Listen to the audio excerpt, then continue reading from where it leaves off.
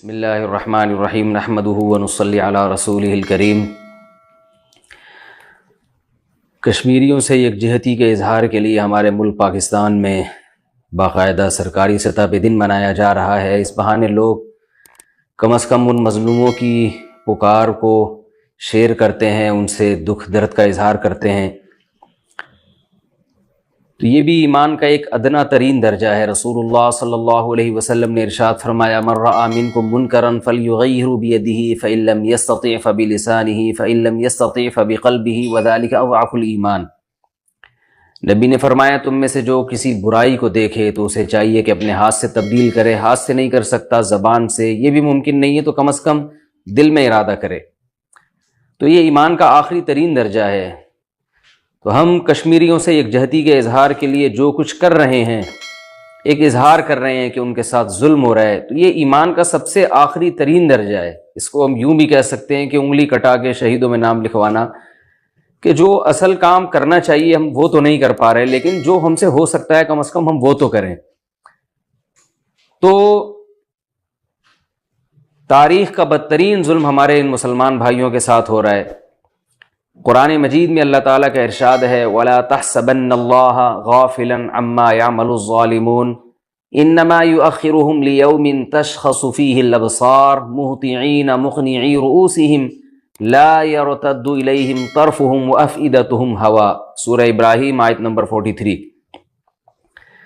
کہ جن لوگوں کا آخرت پر ایمان نہیں ہوتا وہ یہ سمجھتے ہیں کہ ہم کمزور کو دبا لیں گے، کمزور پہ زیادتی کریں گے، کوئی پوچھنے والا نہیں ہے، تو وہی اسی قسم کی حرکتیں کرتے ہیں۔ انہی لوگوں کے بارے میں اللہ نے فرمایا کہ تم اللہ کو ان ظالموں سے ہرگز ہرگز غافل مت سمجھو۔ انما یؤخرہم لیوم تشخص فیہ الابصار۔ آج کشمیر میں جو ظالم دندناتے ہوئے گھوم رہے ہیں، معصوم بچوں پہ، عورتوں پہ، بوڑھوں پہ ظلم کر رہے ہیں، تو اللہ نے انہی کے بارے میں قرآن مجید میں آیات نازل کی اور اہل اسلام کو تسلی دی ہے جو بھی مظلوم ہیں۔ اور ان آیتوں کا آج بہت بڑا مصداق اہل کشمیر ہیں کہ یہ جو ظالم دندناتے ہوئے گھوم رہے ہیں اور اس پر دنیا خاموش ہے اور اس ٹھنڈے پیٹوں اس ظلم کو برداشت کیا جا رہا ہے، یعنی اسے اگنور کیا جا رہا ہے، اس سے نظریں چرائی جا رہی ہیں، تو اللہ فرماتے ہیں کہ ایک دن عدالت کا آنے والا ہے جس میں اللہ کی عدالت قائم ہوگی۔ تو ظالموں کو یہ نہ سمجھو کہ اللہ بھی ان سے غافل ہے، کہ اللہ بھی ان کو چھوڑ دے گا، ایسا نہیں ہے۔ اللہ تعالیٰ نے جب انسان پر انعامات کی بارش کی، انسان کو انسان بنایا، تو ایسا نہیں ہے دنیا میں ایسا نظام ہو کہ جو چاہے جو بھی کرتا رہے۔ دنیا میں ایسی کوئی حکومت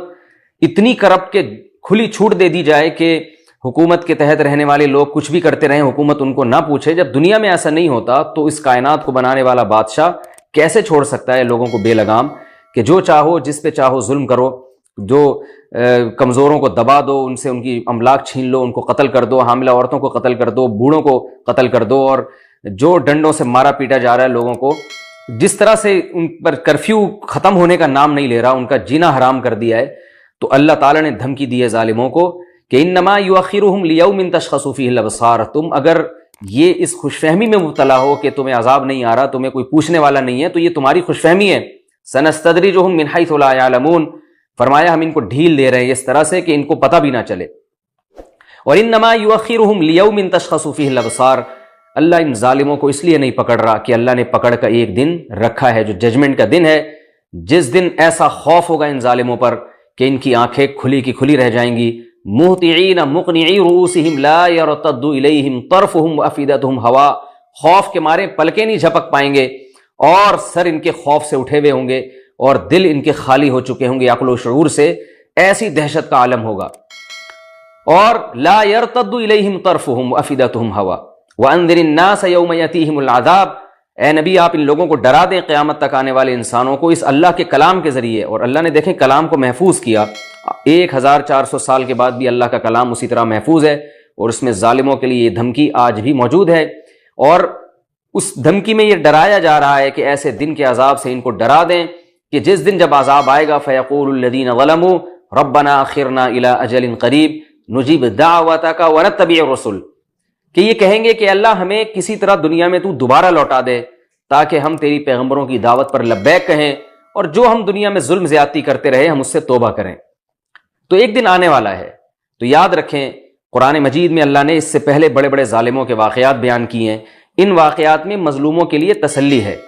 ایک واقعہ اللہ نے بیان کیا فرعون کا، ایک واقعہ اللہ نے بیان کیا قارون کا۔ قارون کو اللہ نے دولت دی، اس دولت کے نشے میں پاگل ہو گیا۔ فرعون کو اللہ نے حکومت دی، حکومت کے نشے میں پاگل ہو گیا۔ پورے لاہو لشکر سمیت اللہ نے اس کو سمندر میں غرق کیا،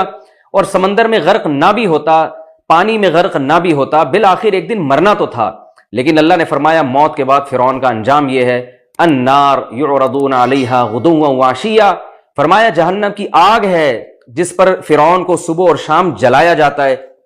اور الیوم ننجیک ببدنک لتکون لمن خلفک آیا۔ اللہ نے قرآن میں یہ بھی کہا کہ فرعون جیسا ظالم جو بچوں کو قتل کیا کرتا تھا، ہم اس کی لاش کو محفوظ کر دیں گے تاکہ آنے والوں کے لیے عبرت کا نشان بنے، ہر ظالم اس کی لاش کو دیکھ کے عبرت حاصل کرے کہ میری طاقت اور قوت فرعون سے زیادہ نہیں ہو سکتی، آج دیکھو اللہ نے اس کی لاش کو محفوظ کر کے عبرت کا نشان بنا دیا ہے۔ تو ہندوستان میں جو لوگ مسلمانوں پر ظلم کر رہے ہیں انہیں عبرت حاصل کرنی چاہیے کہ ظالموں کا انجام اچھا نہیں ہوتا، ظالموں کی حالت کو دیکھ کر کبھی خوش نہیں ہونا چاہیے، ان کے فیوچر کو دیکھ کے انسان کو کانپنا چاہیے، یہ قابل ترس ہیں کہ ان کا انجام بہت برا ہونے والا ہے۔ تو اللہ نے فرمایا وَيَوْمَ تَقُومُ السَّاعَةُ أَدْخِلُوا آلَ فِرْعَوْنَ أَشَدَّ الْعَذَابِ، یہ تو دنیا میں فرعون کو عذاب، یعنی قبر میں،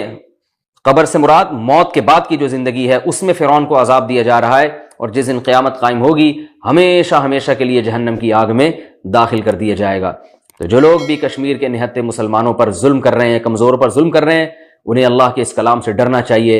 اور اگر وہ اللہ کے کلام کو کلام نہیں مانتے تو اتنی سینس تو ہر شخص میں ہوتی ہے کہ یہ کیسے ممکن ہے کہ بنانے والے نے پیدا کر کے چھوڑ دیا ہو کہ جو چاہے کرتے پھرو، وہ پوچھے نہیں۔ دنیا میں ہر ایک کی پیدائش کا ہر چیز کا ایک مقصد ہوتا ہے، تو کیا انسان کا یہ مقصد ہے کہ وہ جس کا چاہے حق دبا لے اور وہ اللہ کی نعمتوں سے فائدہ اٹھائے مگر جو چاہے کرتا رہے؟ کیا کوئی پوچھنے والا نہیں ہے؟ کیا بنانے والا جو کریٹر ہے وہ اتنا غافل ہے کہ بنا کے چھوڑ دے گا؟ ایسا نہیں ہے۔ تو یاد رکھیے اس ظالم کو اس بات سے کبھی دھوکے میں نہیں آنا چاہیے کہ مجھے خدا پکڑتا کیوں نہیں ہے۔ اللہ نے جگہ جگہ اس بات کا جواب دیا، تمام آسمانی کتابوں میں، تورات میں بھی، انجیل میں بھی اور قرآن میں بھی، اور جتنی آسمانی کتابیں ہیں، کہ اللہ نے ججمنٹ کا ایک دن رکھا ہے۔ اس کی وجہ سے اللہ مہلت دیتا ہے کیونکہ یہ دنیا امتحان کی جگہ ہے، یہ ایگزامینیشن ہال ہے۔ ایگزامینیشن ہال میں رزلٹ اناؤنس نہیں ہوتا، رزلٹ کی اناؤنسمنٹ کی جگہ کچھ اور ہوتی ہے اور ایگزام کی جگہ کچھ اور ہوتی ہے۔ دنیا ایگزامینیشن ہال ہے، یہاں اللہ دیکھ رہا ہے کہ کون طاقت کے نشے میں چور ہو کر کمزوروں پہ ظلم کرتا ہے اور کون طاقت ملنے کے بعد کمزوروں اور غریبوں کا خیال کرتا ہے۔ تو یہ تو ایگزامینیشن ہال ہے۔ تو اللہ تعالیٰ نے ظالم کو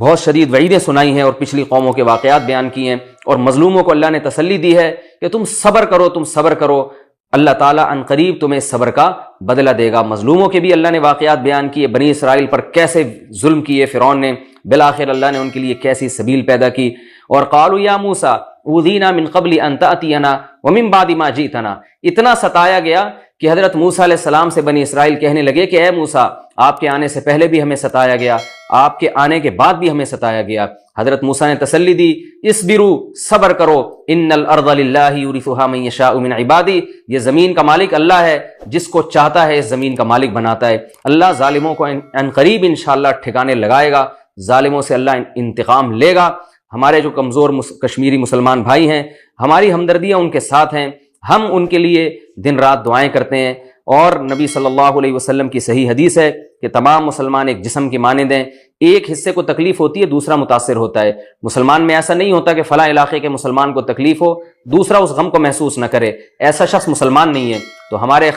پوری دنیا کے مسلمان اور خاص طور پر پاکستان کے مسلمان ہمارے ان مظلوم بھائیوں کے بھائی ہیں اور ان کے غم میں پورے طور پر شریک ہیں۔ اللہ تعالیٰ ہمارے حکمرانوں کو خاص طور پر اپنی ذمہ داری کو سمجھنے اور کشمیر کے معاملے میں اپنی ذمہ داری کو نبھانے کی توفیق عطا فرمائے۔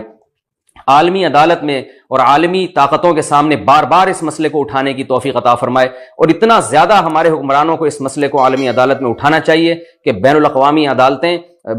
عدالت اور بین الاقوامی ممالک وہ اس پر سنجیدگی سے ایکشن لیں۔ لیکن افسوس کہ جتنا مسئلہ اٹھانا چاہیے، جتنا اس کو عالمی سطح پہ اس ایشو کو ڈسکس کرنا چاہیے، اتنا زیادہ کام ہو نہیں رہا۔ اللہ تعالی ہمارے حکمرانوں کو بھی ہدایت دے اور ہماری عوام کو بھی، اور اللہ ظالموں کو ہدایت دے جو ہدایت کے قابل نہیں ہیں، اللہ تعالیٰ ان کو تباہ و برباد فرمائے۔ اور ہمارے انہی مظلوم کشمیریوں کے بارے میں قرآن مجید میں یہ آیات نازل ہوئیں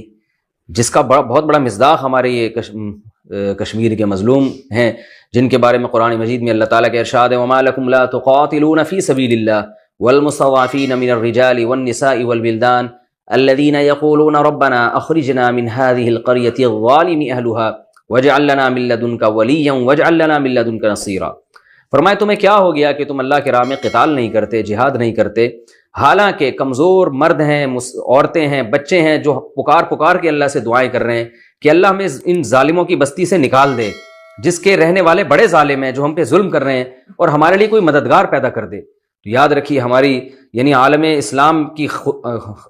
عمومی طور پر، اور پاکستان جو ہماری ریاست مذاکرات کی میز پہ بھی اپنے مطالبات منوا سکتی ہے، اور طاقت کے زور سے بھی مطالبات منوا سکتی ہے۔ اللہ تعالیٰ سے دعا ہے کہ اللہ تعالیٰ ہماری ریاست کو اپنی ذمہ داری پوری کرنے کی توفیق عطا فرمائے، اور ظالموں میں جو ہدایت کے قابل ہیں اللہ انہیں ہدایت دے، جو ہدایت کے قابل نہیں اللہ تعالیٰ ان کو تباہ و برباد کرے، اور ہمارے ان مظلوموں کو اللہ اس ظلم سے جلد نجات عطا فرمائے۔